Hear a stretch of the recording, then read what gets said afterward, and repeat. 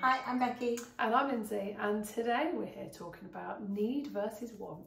Hey. So yeah, in lots and lots of different ways we're going to talk about it, but ultimately it comes down to what does it mean.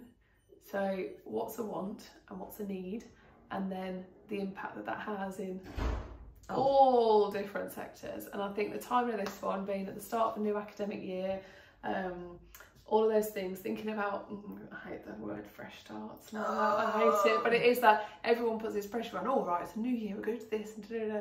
Yeah, but that's a want. Yeah, I know. That's not a need. It's not a need, there you go, prime example. So what's a want and what's a need?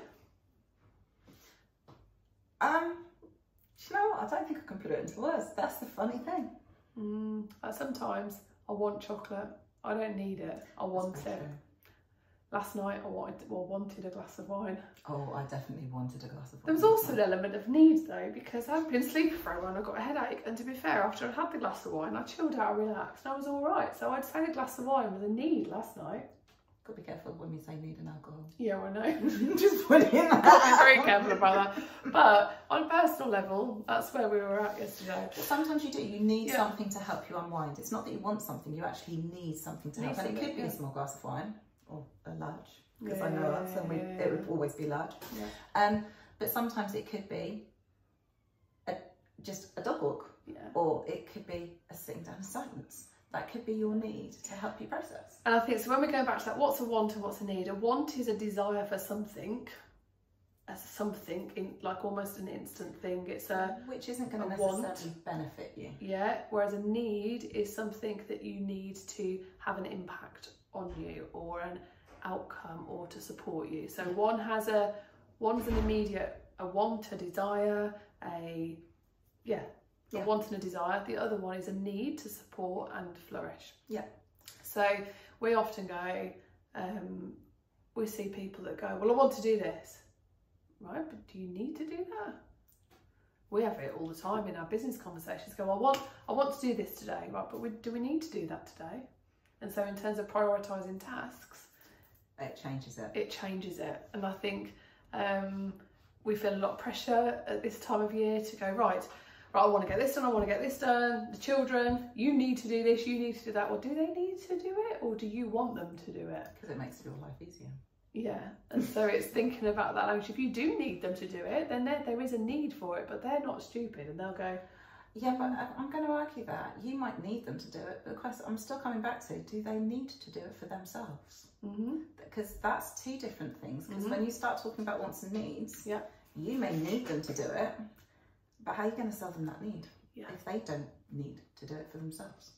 But again, it all comes down to communication and purpose rather than telling them. It's about that communication around it, so that everyone understands the need and the impacts and the effect that it will have. How many people, I'm going to ask this straight out here. Oh, okay. How many of you ever at any point in your life had someone tell you, I want, don't get? I still use it on my kids, it's great. Want this, excuse me? But there's a difference. That want and desire, that like, and that would liking of having something and holding something or becoming something. It's so important. It's so different to a need. Yeah, and I think you have that want, and you find a lot of people with a want and a desire do really well when that want and desire is focused into something that also combines with the need as well. Whereas when it's isolated and it's on its own, it doesn't. So for example, people that want a better life, or they want to improve, or they want to get better at something, rather than wanting an object or a thing, they want to improve and grow. That desire to do it fuels them, because they know the impact that's going to have on them. Then they can look at what they need to get the want. Yeah, that's where the want becomes that end goal. Yeah. And we've talked about end goals. Yeah, in the last one. Yeah. So yes, and it's having that, looking at that end goal rather than that process, and that's where that want and desire is the goal. Yeah. But what do you need to get there? Yeah. So should we talk about some of the ways we come across it in people? So we talked about it like in business coaching. How do you deal with the want versus the need. And so as soon as someone goes, I want to do this, okay, first question is, how's it going to benefit your business? How's it going to benefit you? Because those are two different things. You can want something, but is it going to support your business? Is it going to benefit it? Does it need to be done right now? We've already said about that whole, that task list and going through it and going, well, I need to do this, this and this today. And I want to do this, this and this today. Do you really? And where's the want come from? How's the want come from? Because you think everybody else is doing that, so that you want to do that for your business as well, because that's going to work. Because if then you do that, you're going into a whole other plethora of things about whether that links to your values, whether that's right for you, etc, etc. Oh gosh, that links to so many things. So many different things. So it's where the want is coming from. If the want is coming linked to a need, then it'll work. Yeah. But if it's just because, well, I want that, right, okay, so does everybody. But it doesn't always work out like that. No. Do you need it? Well, no, actually I don't need it. Okay, we can park it. Wants aren't bad. No. And we would. Wants give you something to aim for. Wants do give you something to aim for. Yeah. But then when we're looking at people from a whole, from a person-centred and looking at that all-encompassing approach, they can be going, I want this.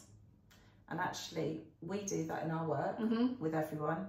It's what the healthcare system is going through. It's what mental health is going through. It's actually, do we look at what their wants are, or do we look and find out exactly what they need to help them get through what they're going through? Yeah. And that could be from a teaching basis. 100%. Could be from a team building basis.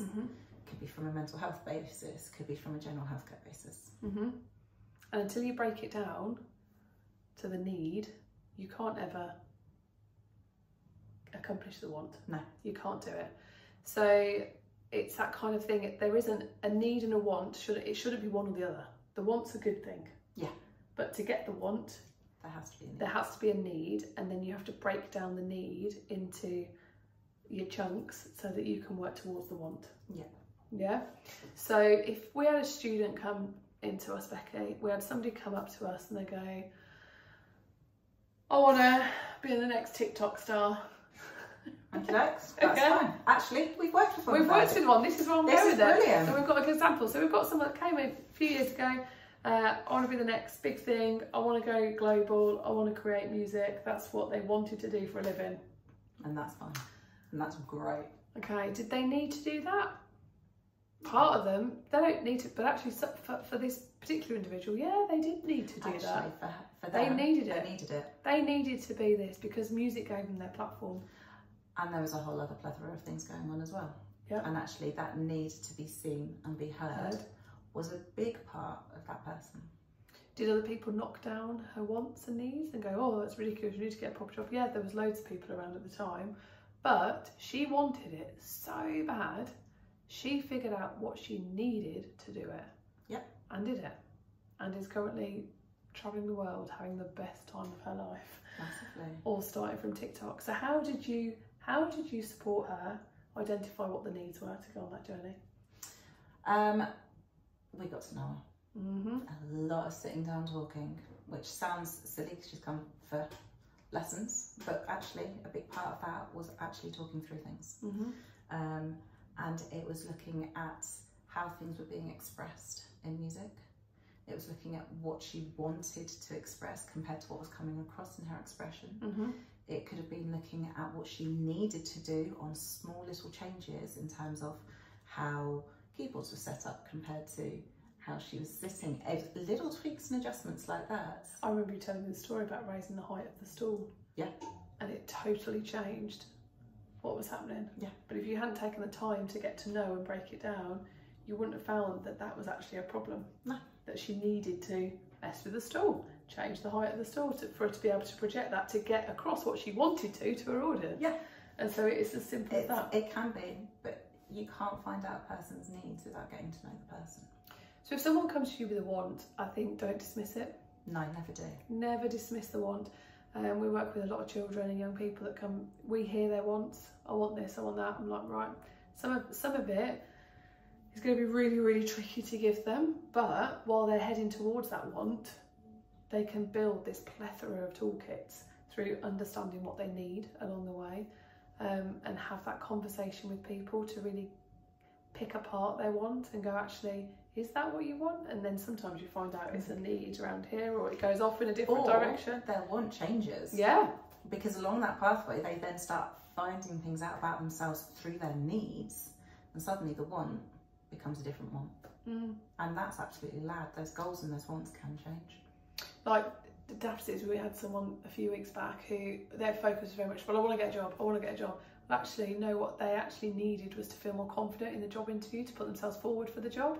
And then you find the want almost comes on its own because they've dealt with their need as well. And so it's, again, you can't just go, okay, well, it's easy to get a job, let's go look for a job. But hang on a minute, it hasn't worked up till now for them, so how can we support them to do that?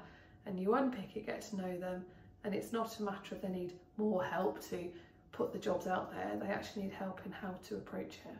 And then I remember them getting the phone call going, oh, I've been put through to this, and they were like, oh, I'm so excited. And that boost in confidence meant that they could go and do it so many more times on their own, because now they believed in themselves and had the skill set to go towards their want and their desire on their own, because they felt like they could do it. And so much of it comes down to building that confidence. Yeah. And it's those steps, that steps along the way. Sam, I'm sure, won't mind us talking about this. Yeah. We've supported Sam in some of his self-tapes, his acting stuff. And he needs to do those self-tapes in order to achieve that end goal of wanting to be an actor.